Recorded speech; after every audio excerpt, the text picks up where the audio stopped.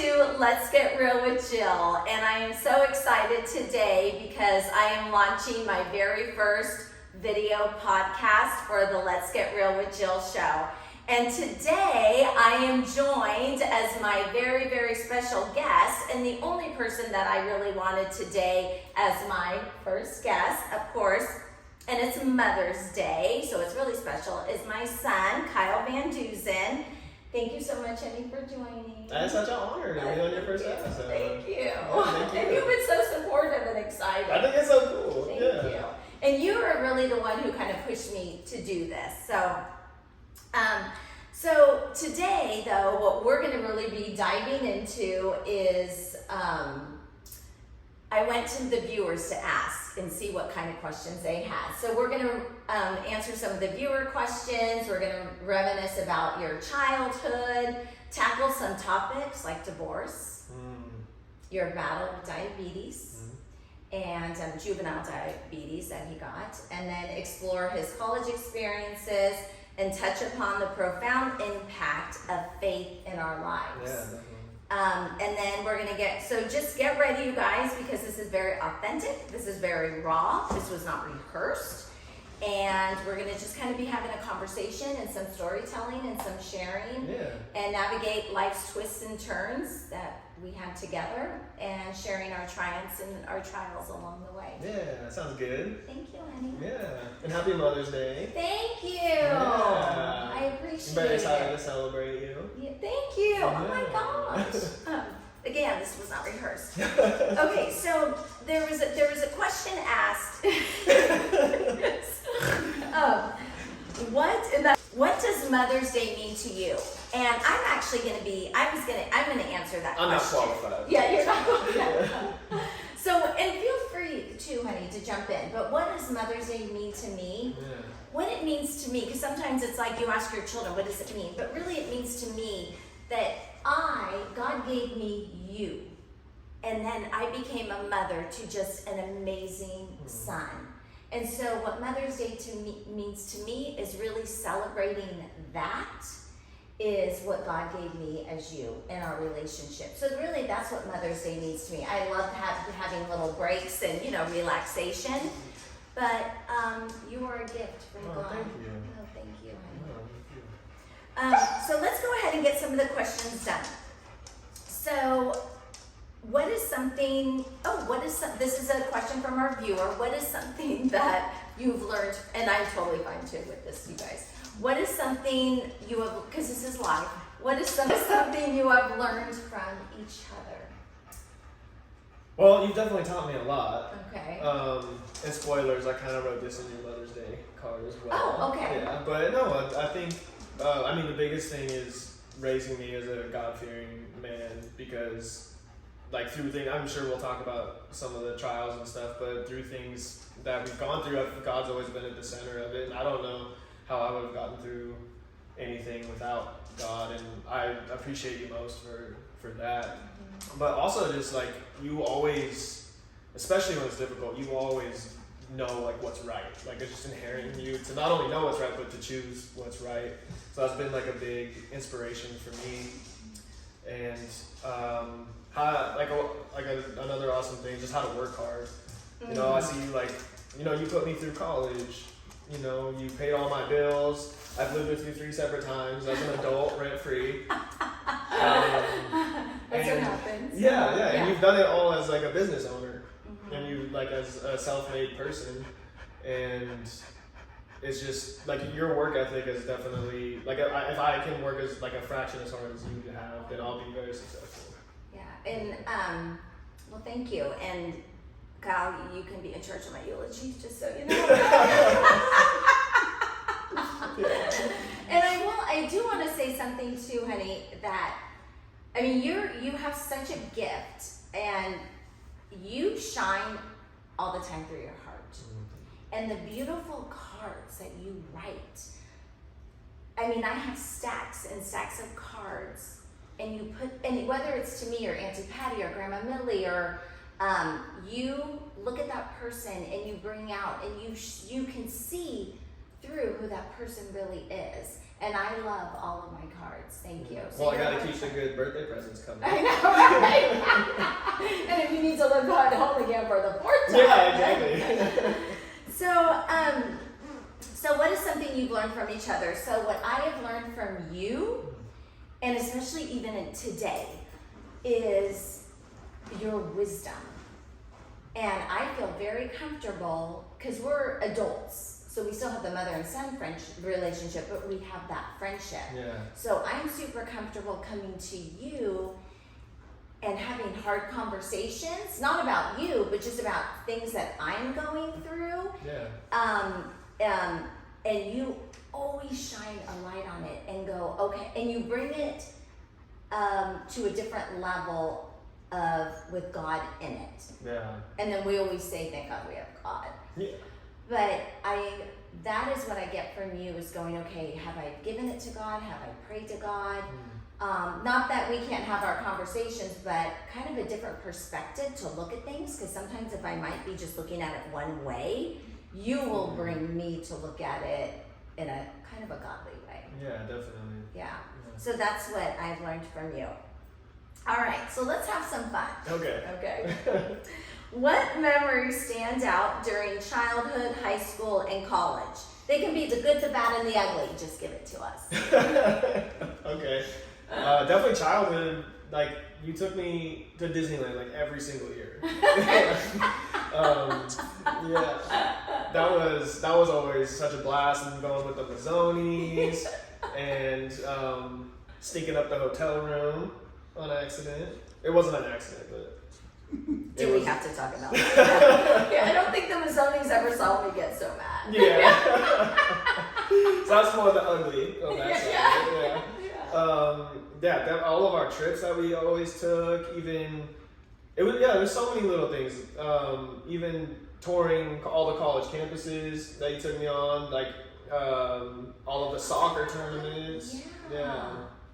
And I forgot about all those. Yeah, and you brought me lunch every single Friday in school, all the way like through high school, I think. Well, you stopped me in high school. I can only drop it off. Oh yeah, you couldn't come hang out. I couldn't come in. Yeah. And you know what? I think that's something fun to share too, if a parent has the capability to do that, because from grammar school, it was Fun Friday, and I would come and sit down with you at lunch, so I knew who your friends were. True, yeah. Yeah, and I did know your friends, but then I was really getting to know them. Yeah. And then the girls would all surround me. Oh yeah, I loved you. Yeah. And I think they loved you. They would surround me. So that was really fun. And then I'll never forget when I did accidentally forget your Fun Friday. Do you remember that? Oh yeah, how could I forget? Okay. I was the only kid not eating. I know, it was true. It was terrible. It was like one time though. I know. Yeah, and you still brought me lunch. I cried to the teacher.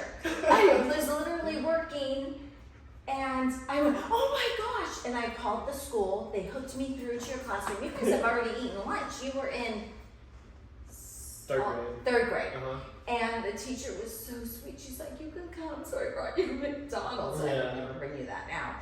The diabetes. Yeah. And remember, you got to eat it in front of everybody. Oh yeah, everyone just stared at me. Yeah.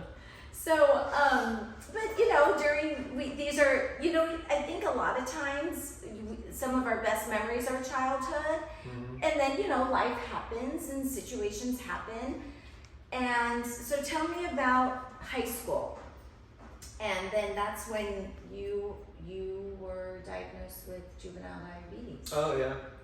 Yeah, I mean, I honestly, because diabetes is so manageable now, and I think we were just in a really good spot where we could afford things like an insulin pump, and but I was getting tested for like lymphoma and cancer and stuff like that. So it's like diabetes, it was much better than having cancer. Right. So it like honestly, I'd probably be a little fat boy if I didn't have diabetes, because I do eat really healthy. It forces me to, and now it's a habit. It's just part of my life to eat really healthy. And that's a good point. Yeah, but it was just so honestly, like at the time that it happened, like I didn't want something to be wrong with me, but if it had to be diabetes over cancer, then that was, preferable. Did you know then that that's what we were looking at when you were getting tested? Yeah. Because wow. Yeah. Okay, I didn't know all of this. Mhm. Because when he came in and said your blood sugar is 480, Yeah. I mean, did you really know what was happening? I didn't know then. I was tired of not feeling good though, because I just didn't feel good for so long, and just sleepy all the time, super lethargic, peeing every 2 minutes. Yeah, I remember that. Yeah. Yeah. So how did you manage that in high school? I still ate a lot of candy. Still a lot of trips to CVS after school between soccer practice, and a lot of Sunny D, a lot of chicken nuggets. Yeah, but. And then you used diabetes a couple of times. Oh yeah, that was the best part of diabetes. Yeah. Was getting out of sprints in soccer. Like, oh coach, my blood sugar's low. Yeah. Yeah, I can't run. And then didn't you leave with your car or something, and you got busted, and you're like, I had to go home and get insulin? Yeah, no, it was me and a buddy would go. During one of our classes that we could get away with it. We'd go to McDonald's every day. And then the teacher ended up saying, like, he got tired of it and ended up calling, and then one of the office admin guys was like watching for us, and we snuck around the back, and I just said, I had to get my diabetes stuff out of my car. And so it's gotten me out a lot. It's been great. Yeah. And you know what, because it's, as a parent too, when your child has that, I'm like, that's okay. Like, it's weird, like, what's most important is what you go through, but as a parent, like, I'd be like, that's fine, that's okay. And what do you want? Like, we're gonna just walk into the movie theater. We don't have to hide our food. Right, yeah. He's diabetic. Yeah. And Kyle, you were an angel in high school. Is there anything that you did that I don't know? No, there really wasn't. No. And anytime I did do something, you found out. Yeah. How did I know? And it wasn't bad. I don't know. I don't know, but I really didn't have anything to hide from you or anything. So, okay, so we're going to drop back to high school in just a bit, because we're going to talk a little bit about the divorce stuff. But in the meantime, let's jump up to college, because you really were an angel in high school. Oh, thank you. And then we sent you to Azusa Pacific University, just to extend that really good high school years. Yeah. What happened? And how did we manage what you went through, and how did we still hold our relationship? Yeah. Well, there's definitely some like that. I mean, that's my first moment of independence. I think there was like a little bit of like you were like tracking me, like I'd get text messages. This was before like Find My Friends and stuff, but I'd get text messages saying, Jill Van Dusen is tracking you, like all the time. Oh yeah. Okay. And then so. How many other kids were getting tracked in college? I didn't get anyone. Yeah, but I knew you cared. Plus, you were like, you wanted to make sure I was doing what I was supposed to do, because you're spending all this money on a private school, and you're going at it alone, paying all my bills, paying all my rent, all my groceries. So don't forget that when I'm 80. Yeah. So you know, Yeah. it's taped. No, you're going to the Pines. Okay. Thank you. But having that taste of independence, of course, you like to party a little bit. So we did. And that one time when it got a little out of hand, and we had like 300 to 400 people in a 1,700 square foot house. And you almost got kicked out of school. I didn't know you can get suspended from college. You didn't know that? Yeah, I didn't get suspended. I guess we found out. You almost got it. You could have got expelled from college. Yeah. So I remember that phone call. Yeah. But here's the difference. You called me and you told me. Yeah. Here's what's coming, Mom. Yeah. But also because I felt like I could. Okay, you know? that's it. Okay, so what made you think? Because this is where a lot of things happen between parents and kids, adult kids in college. Like, what made that they don't go to their parents? Like, how can we encourage kids, no matter what, like, go to your parents, because they're really the ones that are going to help you? I think it really just started with like the parent, with you, and like the love's just always been in all the details. You know, like you've always known who my friends are. You've always known what goes on in my day-to-day life. Because of the tracking. Yeah, because of the tracking. Yeah. Yeah. No, but you've always just cared about all the little things, and I never had to question whether I could rely on you or not. And so I knew like this stuff's hitting the fan. I need help. Okay. And so I could reach out to you. Okay, because that's really important. So I think parents out there with kids is having that, like paying attention to all the little details and know. Because I'm sure all the parents out there really want their kids to go there, to approach them. Yeah. And they don't. And then they go down different paths. Yeah. But with that party, you couldn't even get people out of the house. No. And they were going down the cul-de-sac. Yeah. So of course the Christian school is concerned about that. Yeah. And we got through it. And you know why? Because you were honest. And when they called you in, you were the only one that said, I'm responsible. Yeah. I'm taking accountability. And remember that teacher? He totally helped we had multiple conference calls. Do you remember that? I do, yeah. Yeah. So, because I think people, especially now during high school, it's almost high school graduations, and people are going off to college, and you think, just like you, Kyle, in high school, you I was such a good kid. You were such a good kid, yeah. And you still were in college. You just had some, sideways things, but not bad. Yeah. So, no, for sure. There was definitely some bad stuff, and yeah. I think that just comes with a part of life, and I learned a lot, making those mistakes. And that you did learn, because there's people out there who don't learn. Yeah. Unfortunately. Yeah. So what else, like with college, that you can kind of guide people through as their kids are now leaving high school and going to college? Like some parental advice. You don't need to track your kids. I think like the biggest thing for me, like once you it took until after college, I think, for this to be a thing, but for you to let me make my own mistakes, and for me to not feel like it's gonna be the end of the world if I do make a mistake or if something goes wrong. But I think letting your kid make a mistake, hopefully they don't, drive drunk or something serious like that and hurt somebody. Right. Or themselves, but to just be able to have the freedom to make mistakes and know they can rely on you, and then learn from those mistakes. Because you just said something right there, because what'd you say about, because it would be like if you made a mistake, like the world was ending in my eyes. I'm like, what? So that's hard, because of course every parent wants the best for their child. Yeah, you knew it was best, and But I finally let go. I did. So here's, okay, so you graduate, so it's really giving it to God, letting go, but it's a process. Yeah. And it was a process for you, it was a process for me, and even though, you have two parents, sometimes I felt like I took the burden of, I don't want to say burden, I took the responsibility to be both in terms of those kinds of things. So that was hard. All right, so let's skip high school. Okay, so let's skip high school a minute, and let's go to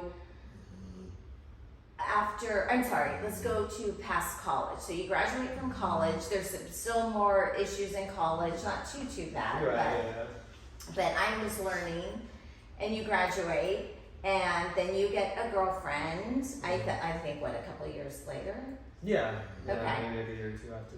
And we're all out having a good time, and she starts talking about you guys living together.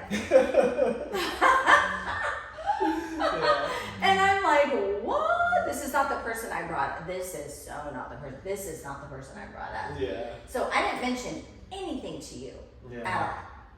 I am so not bringing that topic up, but you would have to bring that topic up. Well, it was natural after we had the congratulations grandma conversation. Oh yeah. I'm not gonna look separately. All right. Okay, Yeah. so how did we get through that? That was a big deal. Yeah. That was a really big deal. When we were living in San Diego, and then I made a trip up here to have a conversation with you about it. and we went on a walk and everything. And I was super uncomfortable because I knew you would not like it, and I knew I shouldn't do it ultimately. Yeah. What made you do that? I think like not sticking to my own convictions and not doing what I knew was right or wrong. And it's not like necessarily because I live with my awesome girlfriend now, Right. but it's way different.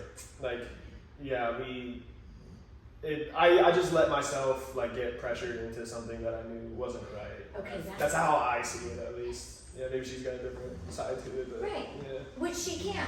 Yeah. But that is so important. So people out there in relationships, you felt pressured into something, no matter what, that's a big aha. Because whatever, and I'm just realizing that right now, because you are admitting it out loud, you had it in your head, and so that should show people, if that's in there, no matter what phase you are or stage you are in life, Yeah.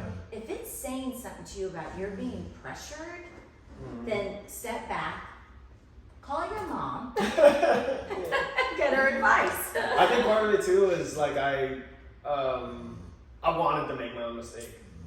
You know, I think I wanted to do it. I was like, I'm an adult. I'm 23 years old. You know? But then I got to make that decision for myself. And I think that was important to me at the time. Yeah. No, you're learning all these. That's what brought you to be this amazing man that you are. Is going through all of that. So you fly up here. We're walking around Whitney Oaks. Yeah. And I knew what was coming. And you tell me that you're going to move in with her. And you're 23 years old. And here's what I think is really important, and I think what's really important for parents or even friends. And tell me if this is if you have the same interpretation of what I think, is whatever you do or tell me, I am not going to be like this. No. Oh, okay. I am going to tell you exactly how I feel, why I feel it. Yeah. But at the end of the day, you know I will support your decision. Yeah, and you always have. Okay. Because that's how I feel that was always something that I've always wanted to do. Yeah. And I'm glad that you have that interpretation too. Yeah. Because I think as parents, I don't care how old you are, we should still be able to have a voice. And you have a voice too. And that's what I think helps with a healthy relationship. Yeah. And it's just respect. That's for what I that would say, voice. yeah, respect. Yeah. I think that's big. That's key. So how'd that relationship turn out, honey? It didn't. Yeah. Okay. Yeah. But it brought me back here, home, where I have you and all my awesome friends and family. Yeah. And I will say this, even though, because I did not want you guys living together. I was nervous about what those next steps were. I knew you were not going to marry her. And I loved her for who she is.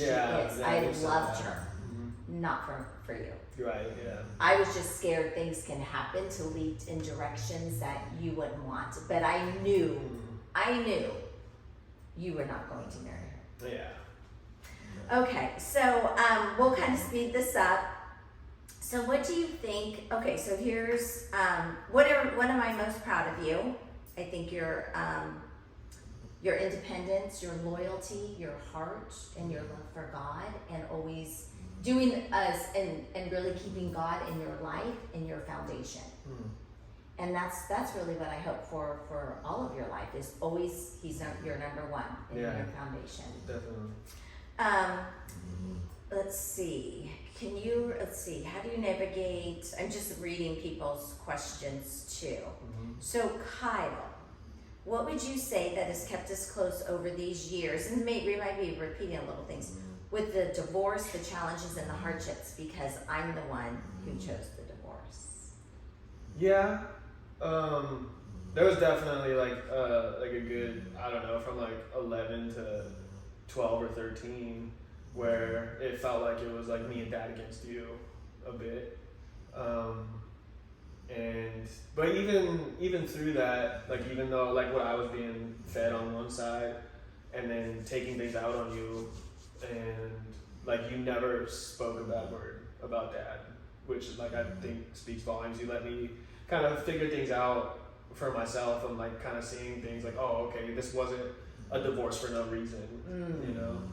And but it was still like I still had two parents that loved me and supported me and like did everything for me, so that made it pretty easy. And I got 2 Christmases. Right. Two birthdays. Yeah. And then do you remember we would, when we weren't married, we would drive you to school together and pick you up? Do you remember I that? do, yeah. Like at Granite Oaks, and then in high school, like, even though you could walk, like you couldn't wait to ride your, like, I wanted to ride my bike up and down the big hill. Yeah. So, and I think, so Kyle, the advice, I mean, we are so blessed that you really did thrive outside of I don't think it was an ugly divorce. I just think the situation was ugly and not good. But you did thrive. You still kept God in your life. You still had challenges. For people going through a divorce, what could you advise the parents to do? Don't speak bad about the other parent. And just make it like, because it's something that's about you. Getting a divorce is something about you, but like make it about, not like saying, hey, it's your fault that we're getting divorced. That's not what I'm saying. But no, make sure that you're doing as much as you can to be there for your kid. Like whether it's like leaving work early to go to a soccer game or something. I think just all the little things that you could do would be important. And what do you advise kids that maybe have those parents? Because I see it a lot in what I do. Yeah. And what could you advise kids when their parents aren't listening to that advice? Yeah, have something to lean on. Like for me, a lot of it was soccer and sports, and I had like amazing friends through soccer, so I had friends to lean on. I had the sport. I wasn't like, I think a lot of times if I didn't have soccer, what would I have gotten involved in? You know, I think that you can spend a lot of time with unhealthy things, like whether it's like if I wasn't going to soccer practice after school every day, like I would either be, I don't know, being lazy and just coming home playing video games, or even like going out and smoking weed, whatever. Yeah. No, I'm just saying that's right. Yeah, and that's what it's just have something productive to fill your time. Yeah. And get yourself away from it. So what do you think? What could somebody do if they're not in sports because their parents just can't get them there? They can't do it. Their parents are going through a divorce. It's just ugly. They don't even want to go home after school. Yeah. What could they do? I don't know. That's a good question. I just think any sort of healthy habit that you could develop, whether it's like just any sort of exercise, if it's reading a book, if it's getting involved in something extracurricular outside of school, anything that could be like time well spent. And like Dad used to say, if you get just get a little bit better each day at something. Because that makes a big difference. But if you just get a little bit better each day. And what I liked with Dad is you guys always did morning devotionals. Yeah, we did. Yeah. And you know what, that'd be it's just because if a parent doesn't do a morning devotional or whatever, that's something that can be done too. Because everybody has a purpose, and when your parents are going through a divorce, sometimes kids don't realize their purpose, and it's too hard to see. Yeah, because there's so much. There could be so much ugliness in a home that we can't even understand. Yeah.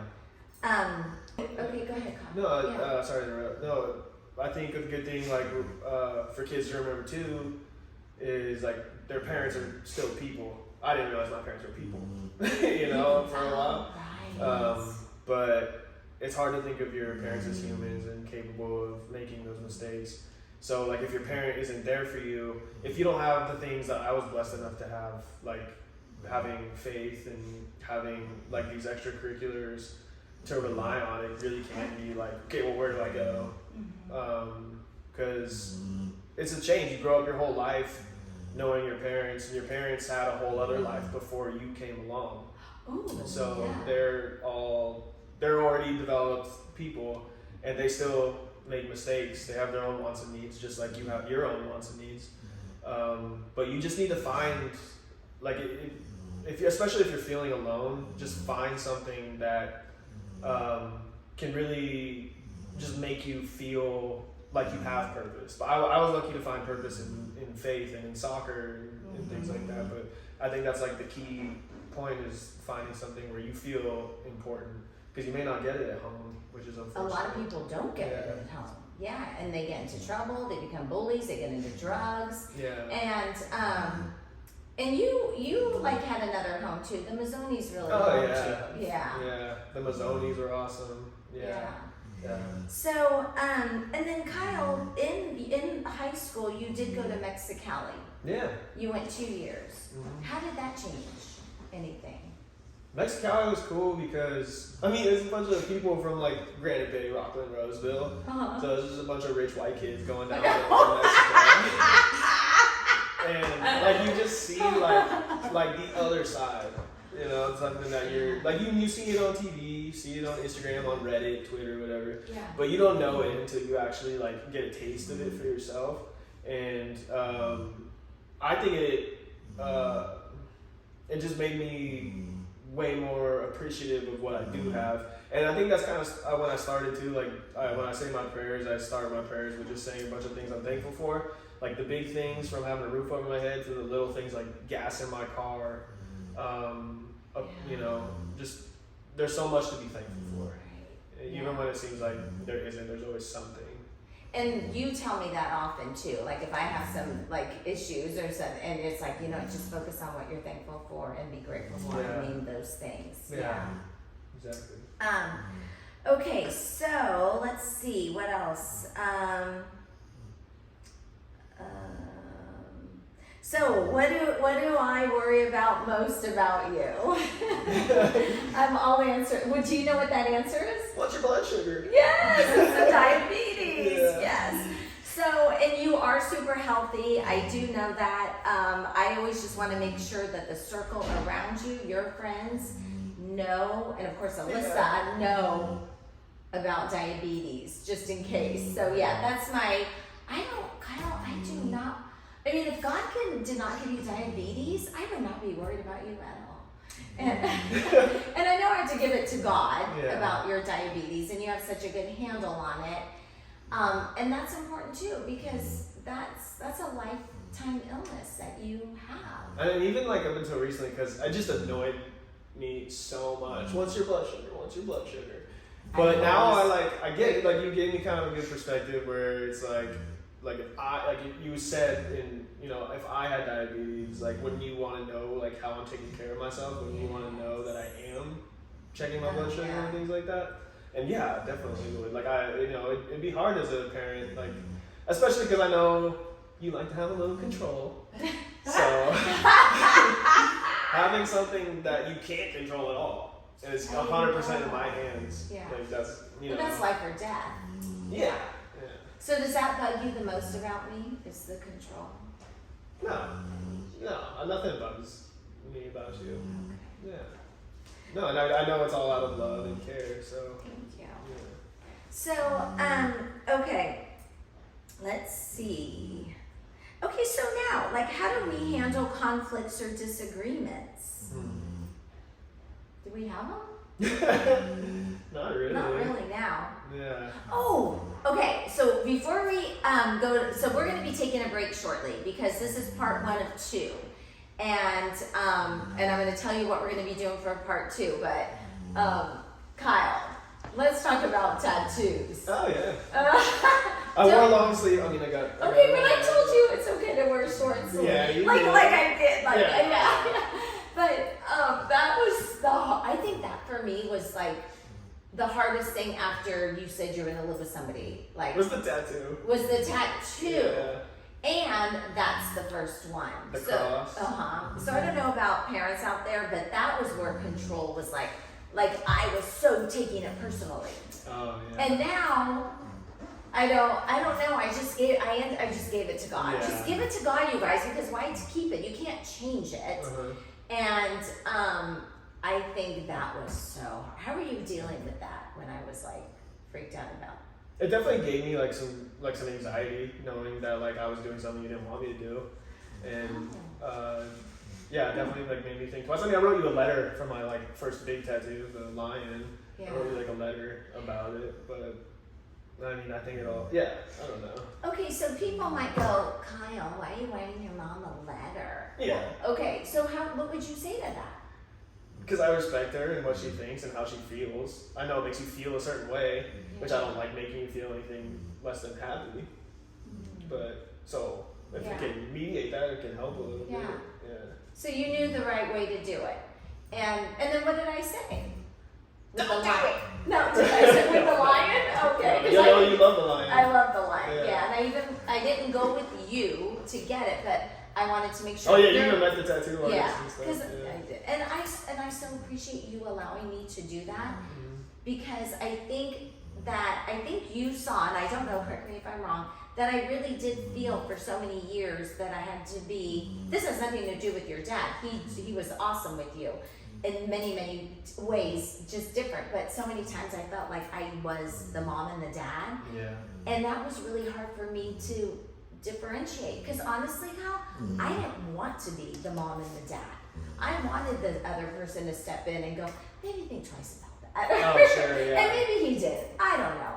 But I think, and when people are asking what keeps us going, I really believe it's that respect. Yeah. And I don't, and it's not your responsibility to make me happy. It's not my responsibility to make you happy, because that's a heavy burden on people. Oh, I have to make that person. Yeah. Though it's respect, that when you know something is going to bother that person, do I ignore it? Do I just say, screw you or whatever? Or do I take accountability and acknowledge it because I love that person? Yeah. And I think that's really what keeps our relationship strong. Yeah. Yeah, and identifying like how to do that, because like I got one tattoo, and then I told you about it, and you're like, I would just really appreciate if you told me about it before you did it. Yeah. Yeah. Did I look like that? Okay, so we already talked about advice for mothers and sons. Okay, so here's what we're gonna do. We are going to take a quick break, you guys. Thank you so much for joining Get Real with Jill, because this was part 1 of 2. And what we're gonna do is next, and will be a lot shorter, we're gonna talk about your career. And Kyle, I mean, this is a big year. Yeah. You're gonna be 30 years old. You found your dream career. A lot of people don't. Even though has nothing to do with Azusa Pacific University. Yeah, my expensive degree. Yeah. You're paying the loan on. So we're going to talk about your career, finances, your relationships. You were such a good-looking young man. And the recent passing of your dad. Yeah. So I think that's important too, because you are very, very, very young to be losing your dad. So, all right, you guys. So stay tuned for part 2 of the Get Real with Jill Facebook Live podcast, and we will see you back here soon.